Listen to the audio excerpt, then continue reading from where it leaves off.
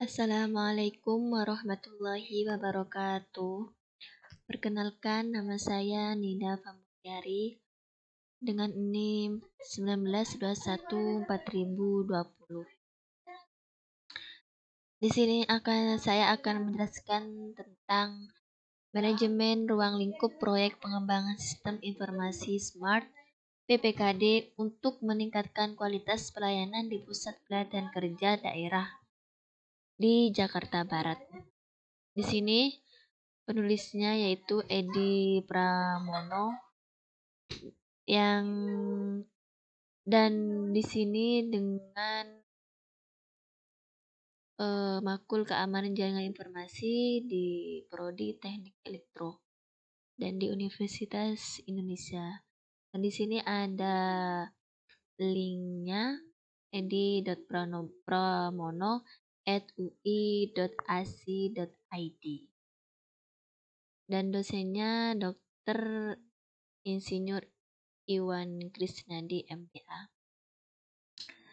Di sini abstraknya di dalam era digital dan tuntunan terhadap kebutuhan informasi dan pelayanan yang cepat, akurat, efektif, dan efisien membutuhkan sistem yang terpadu, handal, aman, cepat, dan berkelanjutan.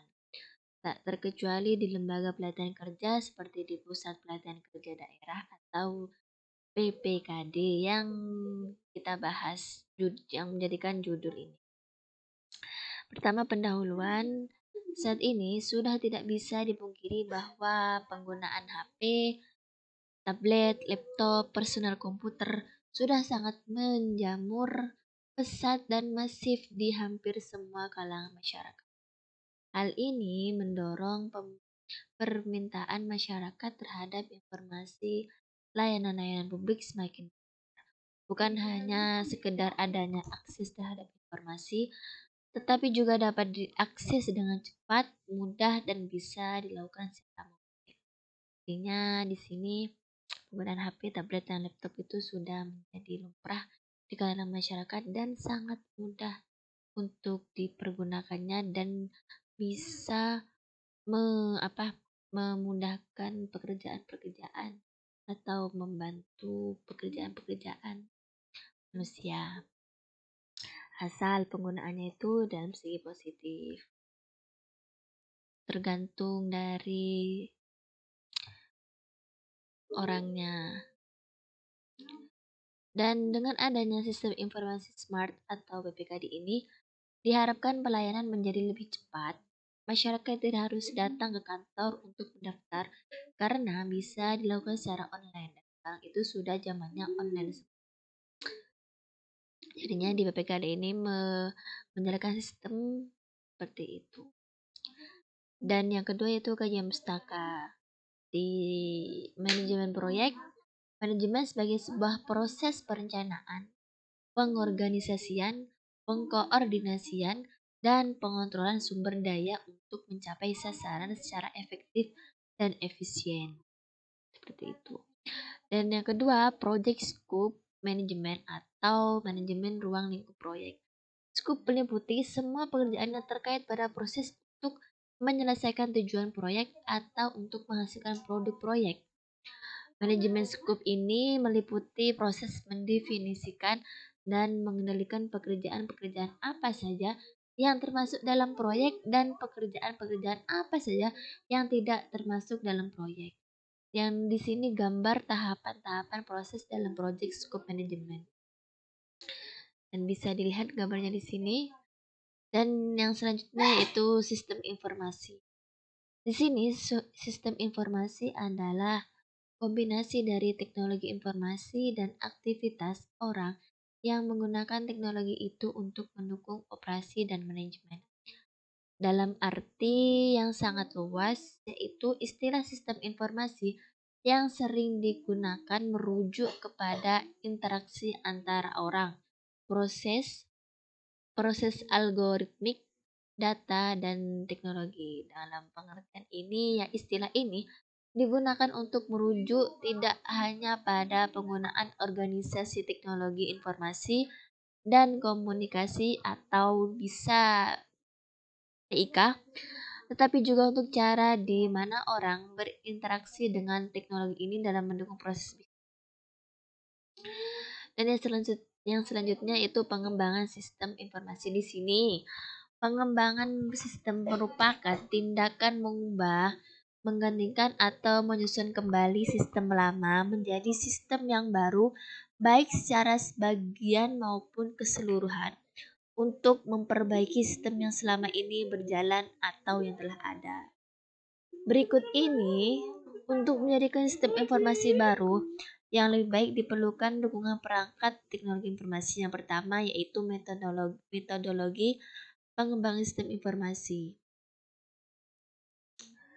yaitu diantaranya metodologi SDLC sebagai garis terpilih, dan ada yang SDLC ini meliputi pertama pratahap pengembangan, yaitu meliputi tahap identifikasi, tahap inisialisasi, tahap perencanaan. Yang kedua, tahap utama pengembangan meliputi analisis, desain, penerapan atau implementasi, dan perawatan.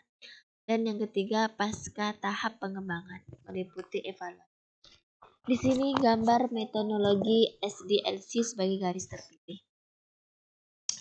Dan metodologi SDLC yang selanjutnya sebagai air terjun.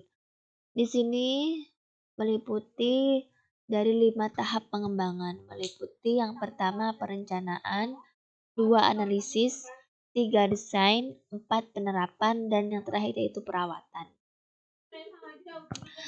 Dan di sini ada gambar dari metodologi SDLC sebagai air terjun. Dan yang selanjutnya yaitu implementasi pengembangan.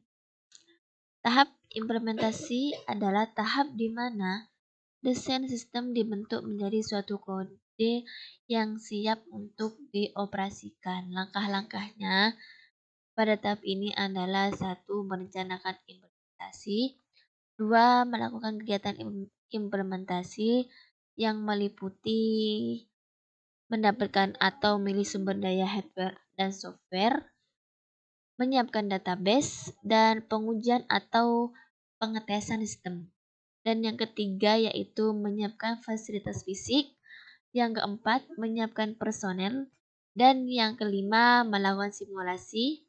Yang keenam, beralih ke sistem yang baru yang meliputi A. Percontohan atau pilot, B. Serentak atau immediate, dan C. Bertahap atau phased, dan yang D. Paralel atau paralel. Di sini gambar metode konversi sistem informasi.